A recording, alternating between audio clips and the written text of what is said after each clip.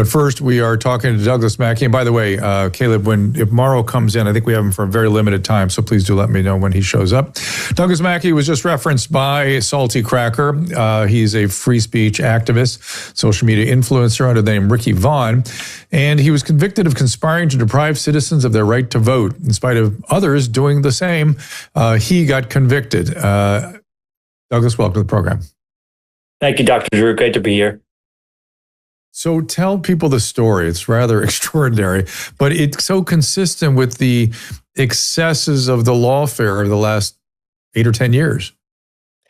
Absolutely. And unfortunately, we're seeing that if they can't arrest you, they might try to assassinate you. So in my case, back in 2016, during the election season, I saw what I found to be humorous meme on a political website. And it was an image of a woman, and it said, "You can text your vote for Hillary Clinton to a certain number, 59925 or whatever. Humorous. You can avoid the line and vote from your couch." And so I posted this meme, not even really thinking much of it, and my whole entire Little do you know that's going to be how we vote in the future.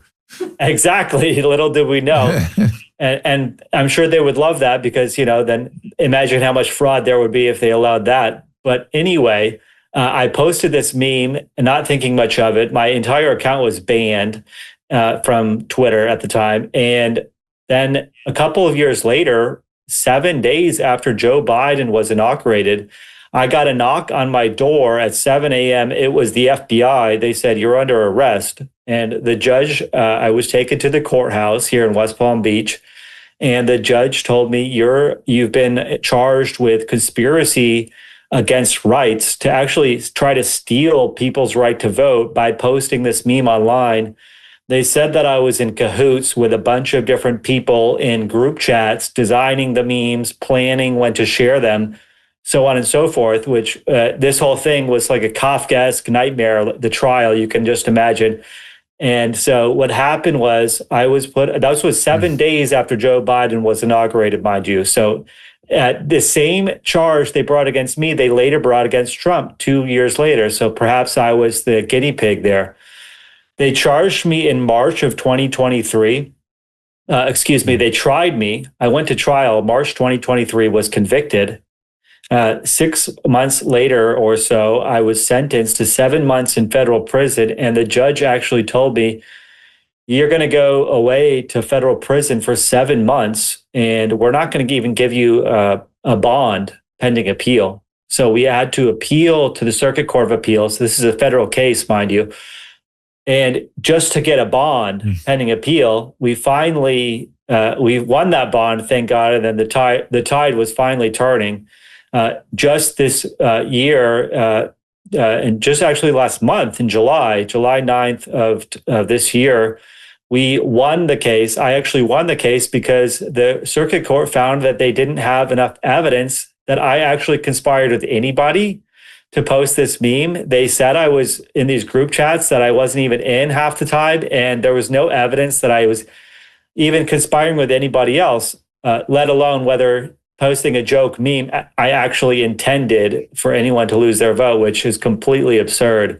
So finally, we've had some good news. I won the case, and right now I'm huddling together with some attorneys, and we're planning on filing a tort claim against the federal government to seek not just compensation for damages done by them bringing this case, which implicates the First Amendment, but also because we want accountability for the actors within government that perpetrated this injustice. Do you know who Christina Bobb is? Yes.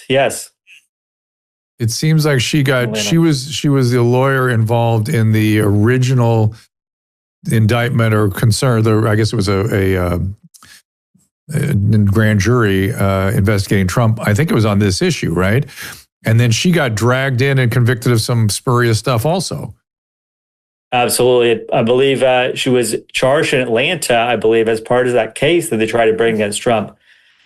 Which and Jeff Clark, my friend Jeff Clark, is another guy that's just been dragged through the ringer. And there's so many of us. It's hard to believe. And we're just finding out about more and more lawfare cases.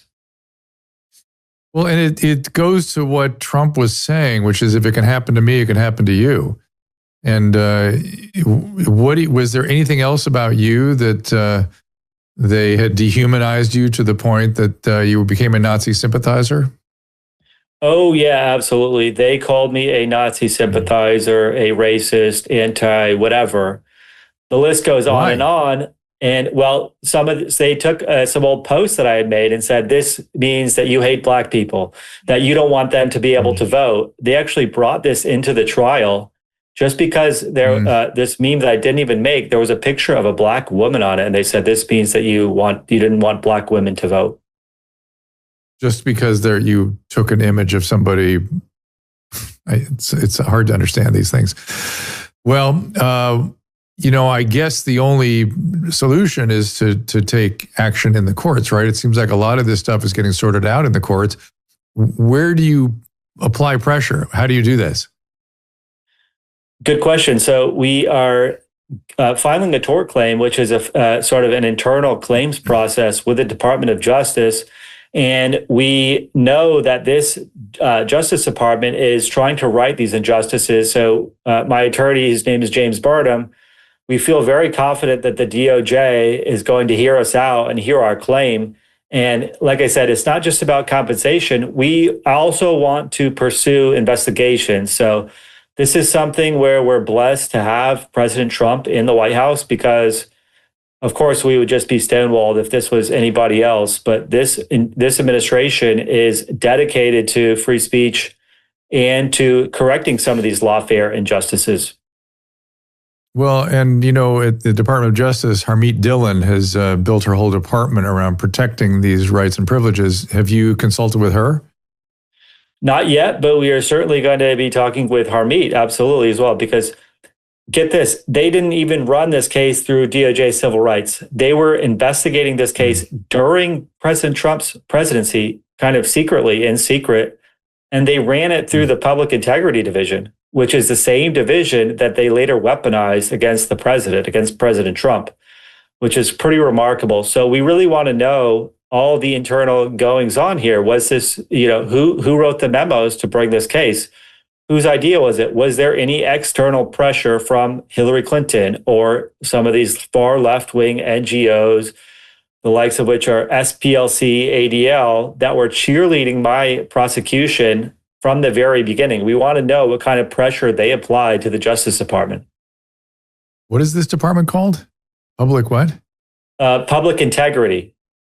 The Public Integrity still section. Exist? It sounds like something again from Russia right. or something. It's really it's very spooky sounding. Yeah, these are the people tasked with going after bribery and that sort of thing, which we know they buried a whole bunch of that during the Biden administration. But it's funny you asked that because the last reporting that we know of, I believe 20 out of the 30 attorneys in public integrity were let go. The attorney who brought my case, Bill Galata, I believe he is still in public integrity, but we want to investigate, look and see what was his role and what was Maine Justice's role. This kind of a case, which is they admitted all along as a novel case, this goes through Maine Justice. You don't just bring this case as a line attorney in Brooklyn, New York. So we want to have accountability here. We're obviously under the shadow of a great tragedy with the Charlie Kirk situation. And you opened your comments by saying if they can't lawfare you now that they've lost some of that capacity, they're going to start using weapons and violence. What is your assessment of all this? Well, I would be remiss if I didn't point out I owed a great debt of gratitude to Charlie Kirk. If a lot of people don't remember this, Charlie Kirk, I believe he was banned on Fox News from 2001 to 2004 for questioning the election. He championed my case at a time when it was not popular at all because he understood free speech and the First Amendment. And it took a lot of money and a lot of fundraising to fight my case at the trial level, pre-trial, post-trial appeals. And he actually donated some of his own money and led the charge in fundraising. So I owe a great debt of gratitude to Charlie Kirk, but absolutely the sad thing is that if we know that they want to kill Trump, let's just be frank. We know that they tried to put him in jail so that he would die in prison. But unfortunately, they also want to kill him. And they killed, unfortunately, a proxy. Perhaps they couldn't reach President Trump, but they killed a great freedom fighter and a great man and a great ally of President Trump. And look, I think that all of us are at risk. So it's just insane. We've seen it not just with criminal cases, of course, but the lawfare, the civil litigation that they pursued against Trump supporters. So let's just call it what it is. This is a campaign to dehumanize and harass President Trump and his MAGA supporters. Dehumanizing seems to be the thing. This dehumanizing instinct is what's at the core of it. And then there's enough brainwashing going on that people feel at their liberty to do that. But you went a little too far saying that they want to kill Trump. They just want him to die. They want him to die. And a lot of them, I believe, want to still kill him. You know, I can't even imagine being the Secret Service and those threats pouring in. Yeah. Well, it's got to be very difficult. Have you had any threats of violence against yourself? So not anything major. I got a couple, but fortunately nothing major. But the sad thing is that because Charlie Kirk and President Trump are so effective, they are taking all the arrows. If you or I become somehow one day as powerful as them, we will have the target on our back. So that's the unfortunate thing. They go after people not because they're extreme. Charlie Kirk, I don't believe, was extreme. Not because they are crazy. They go after people because they are smart and effective and they're speaking the truth. Where do you want people to find you? So you can find me at x.com/Doug Mackey Case. And we're just raising funds to pay off legal fees at memedefensefund.com. And Mackey spelled Mackey. Douglas, appreciate you being here. Thank you, Dr. Drew.